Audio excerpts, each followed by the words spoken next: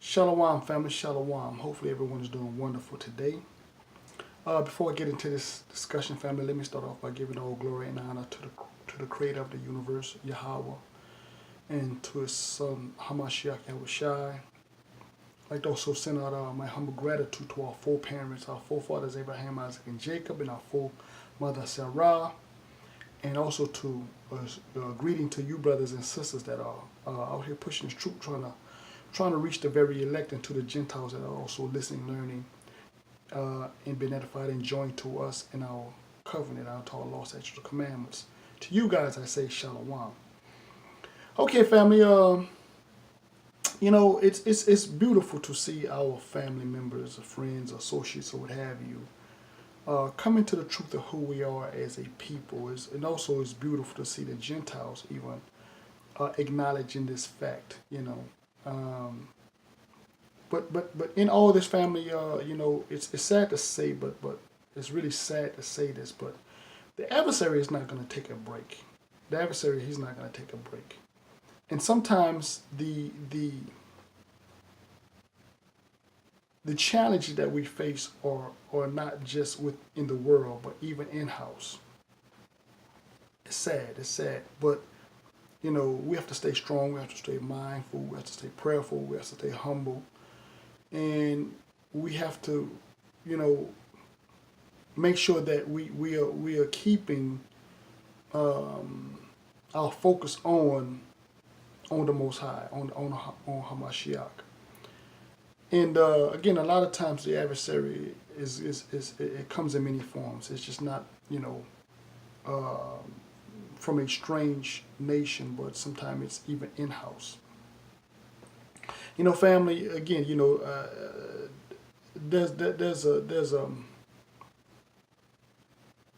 there's a challenge that we have to face internally, and that challenge is like I said, a lot of it is self-induced, and it's because of different ideologies or doctrines or what have you. In some of the discussions, family, or some of the discussions I say are legitimate, but some of them are just distractions, family. And if we're not careful, we're going to allow the adversary, because sometimes the adversary plant these distractions, whether they're spiritual or whether they're physical. He plants these distractions. And if you're not careful, you're going to allow yourself to be caught up in these distractions. But before I touch upon some of these things even further, let me read something. Let's go to Mark. Let's go to the book of Mark, chapter 3, and verse 24. And if a kingdom be divided against itself, that kingdom cannot stand. And if a house be divided against itself, that house cannot stand. Your house, family, is a microcosm of the kingdom. So we have to look at within our house first. And when I say a house, it doesn't mean necessarily that your house. It can be also the people who you surround yourself with, or organization you surround yourself, or you join to. And sadly, family, you see a lot of this now being played out on YouTube, and again, a lot of these things is just for show, to get likes and views and subscribers. And again, some of it is legitimate. You know what I'm saying? I mean, we should bring out and expose any unrighteousness amongst us. We should do that. But there's always a protocol to do that. You know what I'm saying? But anyway, family, there's many doctrines out there, like I said, and I've had brothers and sisters leave comments on videos where I would have subscribed, but you mentioned something in the New Testament, or you mentioned Hamashiach, what have you. Again, and for me and my family, I believe in Hamashiach.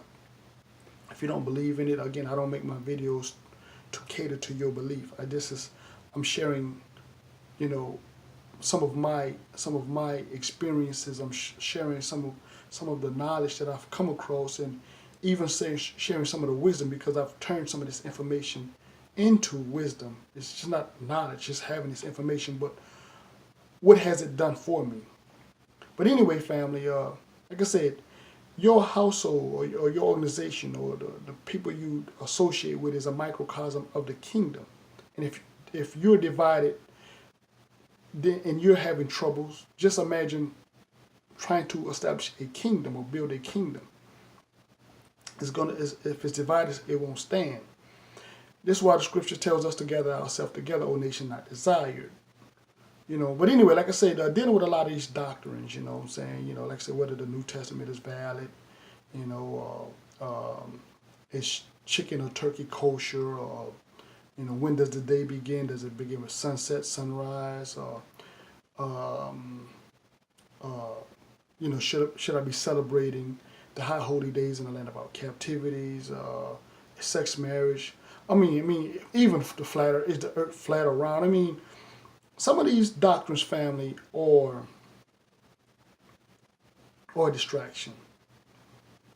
Some of them are very just a distraction. And I'm of the mindset, if it doesn't affect my family directly from the standpoint where it's affecting our relationship with the Most High, it's breaking the law, things of that nature, I'm not even going to entertain. I can't entertain it. And some might argue, well, the New Testament contradicts. I mean, if you haven't reached a level to really understand it, then it may not be for you at this time, and then it may not be for you, period. Again, where I'm at is where the Most High have me. Where the Most High have you is where He have you. But again, it's like, coming into the truth it's always a challenge, it's always a debate, and it's in-house. It's in-house. And the adversary just sit back and he's watching, he's laughing, he's enjoying the self-destruction, if I can use that term. But anyway, let's go to First Corinthians. 1 Corinthians chapter 13, verse 9. For we know in part, and we prophesied in part. Family, I don't know everything. I just know the little stuff that I know. And hopefully the Most High allow the Ruach come to me and continue to allow me to grow, in Hamashiach's name. But I only know just a little that I know, and it's just a little, but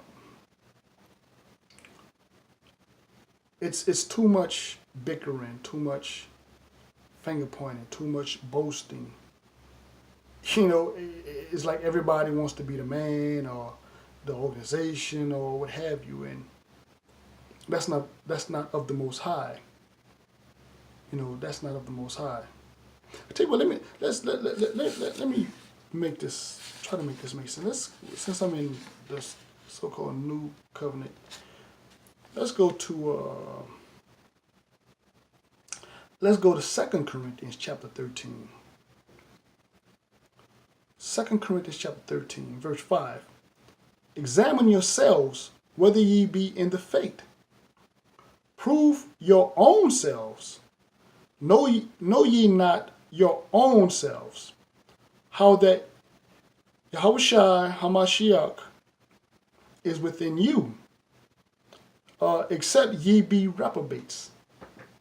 See, I'm too busy examining myself to even worry about the arguments, the different doctrines and ideologies. I'm too busy examining myself. And in me examining myself, I'm making sure I'm right. And if I'm wrong, hopefully the Most High allow the Ruach to come within me and I change something within myself, so I can be a better me, so I can be a better servant. See, a lot of people don't want to be servants. They just want to be leaders. They want to be, elders and teachers and, priests and prophets and things of that nature, but not really understanding the full scope of the characteristics or the attributes of these things, because they never have really self-examined. It's too busy pointing the finger at everybody else, so it's too busy self-exalting, about what you believe and what you think and what you feel, But again, I have to examine myself, because again, you may have a reprobate mind, and that's why you fall into a lot of these doctrines, and that's why you trying to get the YouTube likes and the follows and subscribers, because you just want views, you just want likes, you want a mass following. So it's all about attention. It's not really about the word of the Most High, and that's causing division. Again, like I said before, some of the doctrines, rightfully so, should be dealt with, but there's a way to deal with them, not a public display. It shouldn't be a public display.